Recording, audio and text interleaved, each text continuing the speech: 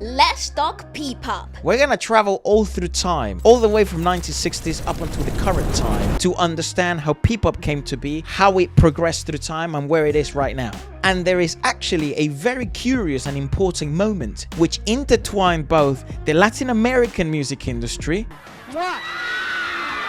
which is where we're from, and the Filipino pop industry. One couldn't have existed without the other. So let your favorite internet Latinos inform you. Learn with your favorite Latinos. So let's go through this journey together. Vamos, vamos! Listen, look, and listen, and learn. Shout out DJ Guapito For such a beautifully written and well-made video. Go subscribe to the channel. Super guapo. Yes. The first generation, the Rocky fellas.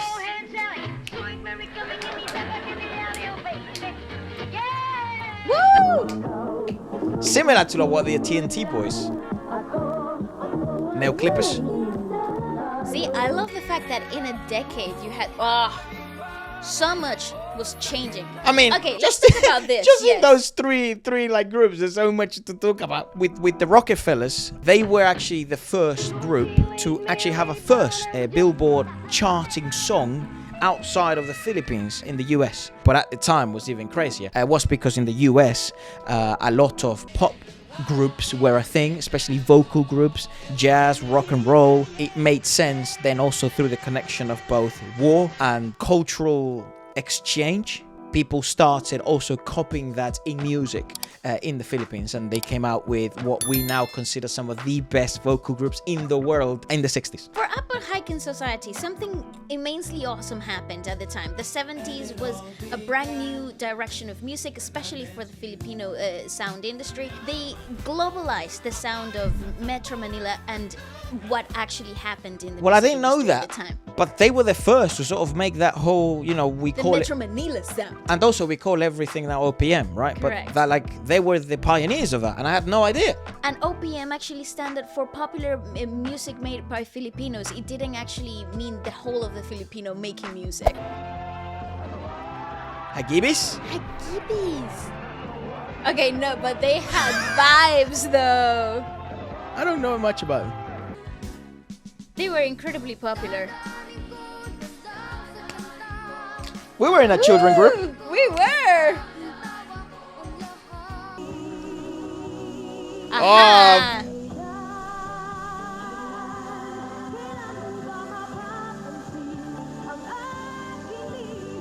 Here's where it gets super interesting. There was a very popular boy group at the time in South America. They were a Puerto Rican boy group called Menudo. Our mother was the biggest fan of them. Even Waleska, even in the 90s when she's born, and when she's becoming a teenager, she knew of them. They became a super legendary Latin band. Waleska's best way to sort of describe it is think One Direction. Think BTS. It's like the magnitude of this group was beyond what Latin America or the market in Latin America was. They were so global and incredibly influential. And this is what we just learned, which is unbelievable. You know Ryan Kayabyabby? You know the guy that sings that song, or he composed that song?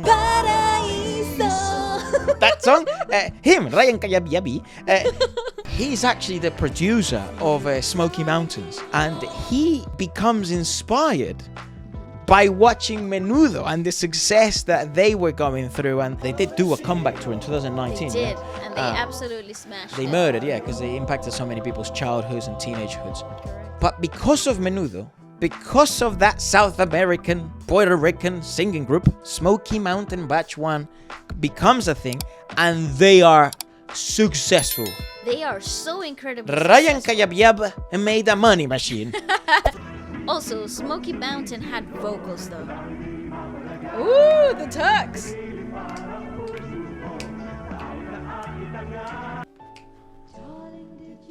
Oh, the company! Oh, I still love them today. They're still so great.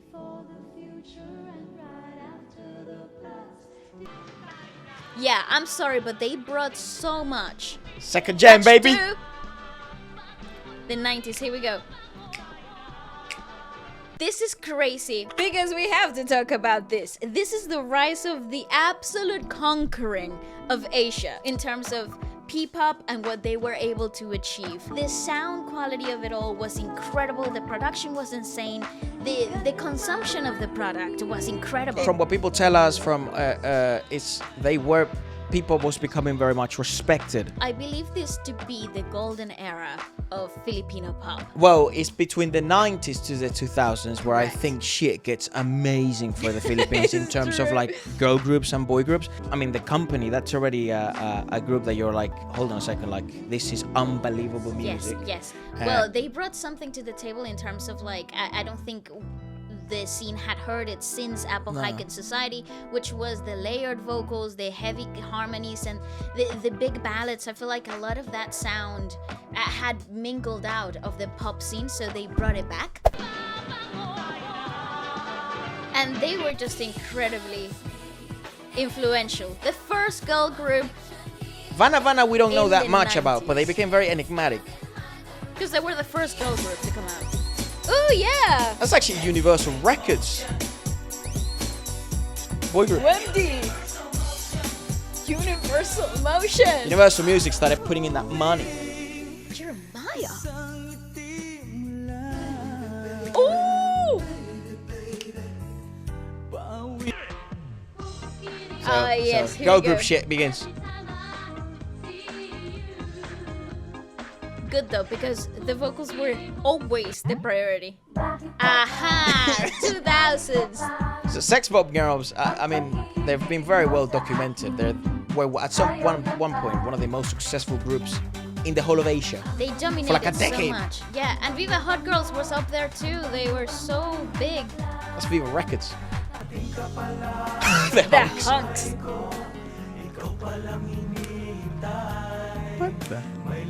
But you see, in this era of pop music, the vocals weren't really the focus. Very pop ballad.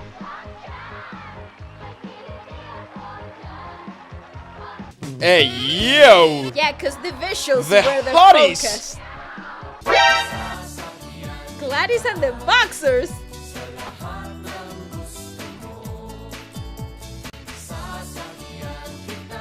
What?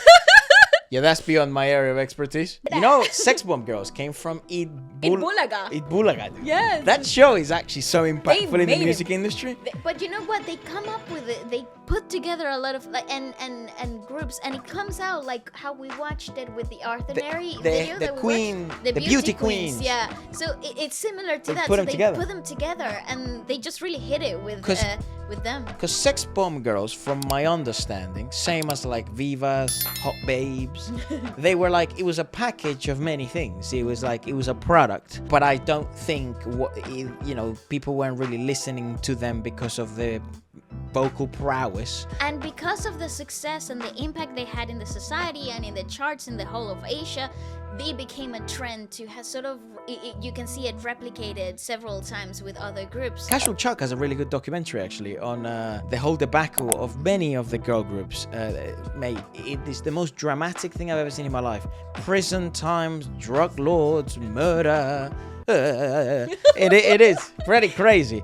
So do check out Casual Chuck. He's got a very good doc on quite a few of these girl groups. But incredibly educational too. Mano. Bota arriba, mano. Kitty girls. So this is prior to.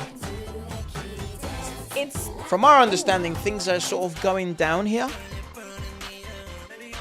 XLR8. Yeah, Viva Records. 2010. Viva Records is trying really hard to sort of return to. Also, they're competing with the whole the rise of K-pop, K-pop here. internationally at this point. Yeah, there were many reasons why it became so popular. Obviously, South Korean pop had been making waves since the 90s very strongly, and they had a ton of capital to invest in both marketing. The Philippines resonated very well with Korean pop. Obviously, 21 worked as a catalyst because of Sandara, and she acted over there, and modeled She and had stuff. she had a career That before she started. definitely played a role, but there were many other roles. The Philippines was just another country that South Korea, in terms of Korean pop, also saw as a potential market. Same as Japan, same as Thailand. It worked very well. The SMs, the YGs, not high at the time, but the JYPs, very, very impactful in that sense. And again, they consolidated their marketplace really early.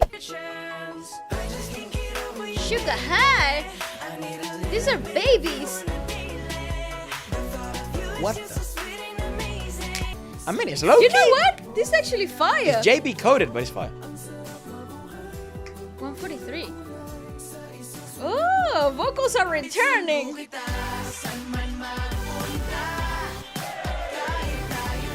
They're just like babies. They're like teens. Jeez. Wild, man. I wonder what they're up to now. Where are they now? Oh, Sex Bomb New Gen. Wow, they're trying to... Wow. Not gonna lie, but the girls had visuals. Hashtags.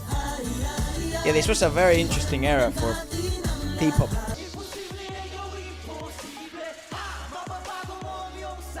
So, Asa. Yeah. I know. No, Look, it's Pinoy. Pop Pinoy Grand Finals. Oh, interesting. I mean, it was actually Viva Records who apparently comes up with the term P-pop. I'm sure Viva Records wants the credit. I'm not so sure whether that's actually true, but it seems so. Allegedly. Yeah, allegedly. Because Viva Records are like one of the longest standing music label people stuff in the Philippines. They really own everyone and everything you like. It's true. And they do a lot. We don't actually know anyone that closely from Viva Records. We're much more like... You want to be friends? Get in touch. Yeah, please. It seems we have beef, but I've never met any of you. I like some of your artists. I like some of the Gaga songs. You know? I mean, you have Sarah Geronimo, okay? Yeah, we like the woman. But we actually don't know anyone from Viva Records. I'm just trolling. Because again, you gotta understand. Imagine you're a country that comes up with the biggest female group fucking ever in Asia for like a decade. Yeah. Beating South Korea. They were competitive for 10 years. That's a really long time. Aha! Fourth Impact. They're These girls. also another result of a contest show, right? Yeah, that's right. Okay. Huge. Part of a Japanese group. It's just a sister group of a Japanese group. And they did have some very successful hits. Nothing similar to Sex Bomb, but they were successful.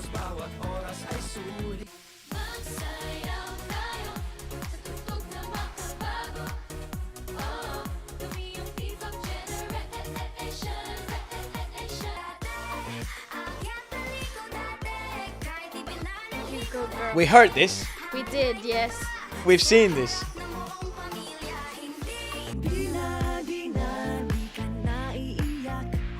Nitro. Never heard of them. They're also very young.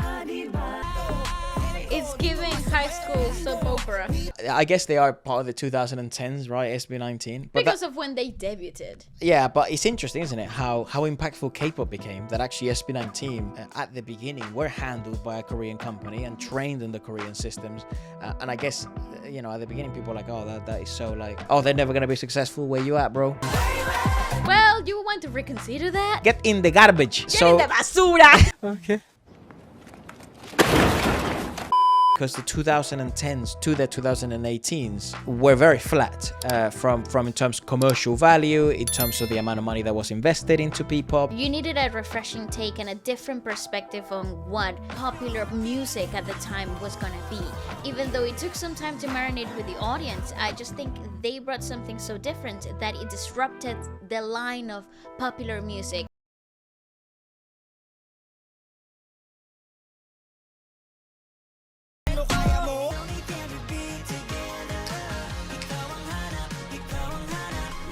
See, production value starts to go up in everyone because you're competing.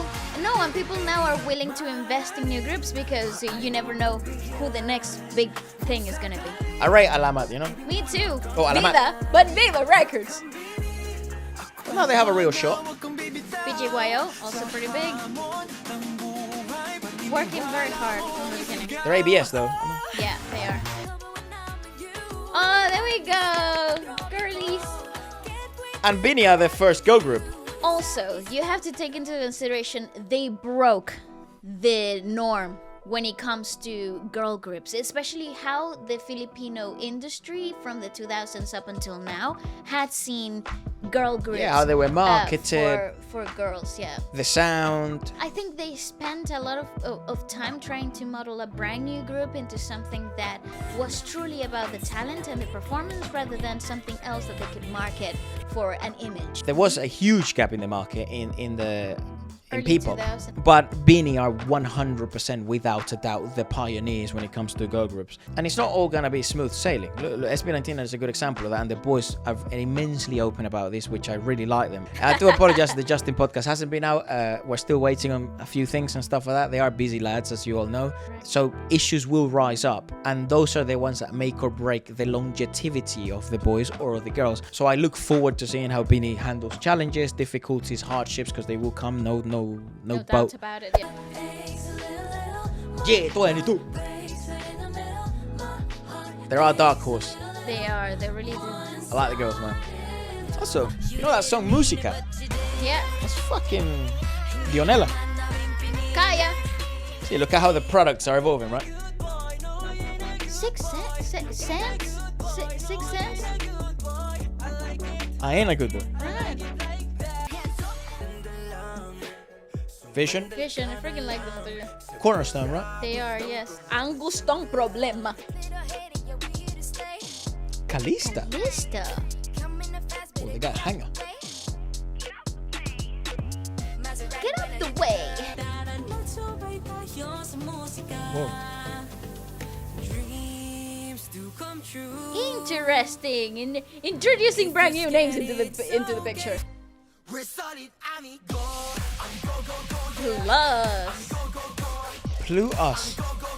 Or plus. Oh, cute. Sugar pop. White cake. Bilip. Or Bilip. I think it's believe. Like believe? Or promotional material for that Pact Attack World Tour. Oh, Diane, you remember this? Yeah. With Dion. We've reviewed this song. Yeah, we have. Furious.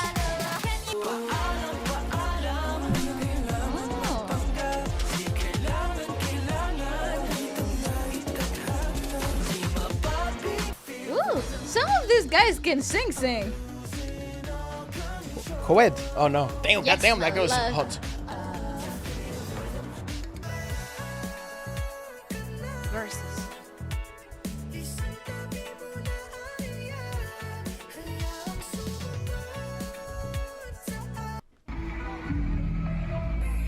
New idea. Oh, a showcase. RM Entertainment.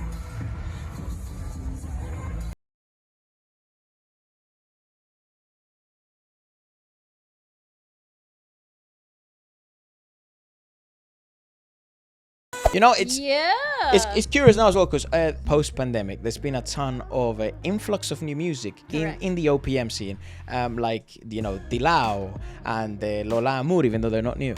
And then there's the urban scene, right, that's really taking shit by the throat. Proves two things, right? One, there is a fucking amount of unreal filmmakers in the Philippines. Yep. Because if you look at the urban videos, like you look at the rapper videos, mate! I am a strong freaking advocate for the indie scene in the Philippines. Yeah, but that's just a big same as me. I love the Dude, indie scene, and people don't talk about it enough. So I'm gonna talk about it, okay? They have great filmmakers, like in terms of like the production of the videos. They have so many connections within musicians that it's like a collaborative effort, like especially the alternative rock scene. It's like we're getting rich together or we're going broke together. Correct. But whatever happens, we're gonna make the best possible art we can. And it's beautiful to see because that collaborative nature, it's very common in the Philippines, and you're seeing that throughout the whole of the industry. However, dislike the fact that you don't see the same in pop. I agree. You don't see the same in P-pop still. When you look at the videos, when you look at the sound, when you look at the material that a lot of these P-pop groups are coming out with, both girls and boys, I think they're lacking heart and passion. A lot of them. And it's not lack of hard work, because the girls and the boys are rehearsing, they're practicing, they're working with their fucking, nails.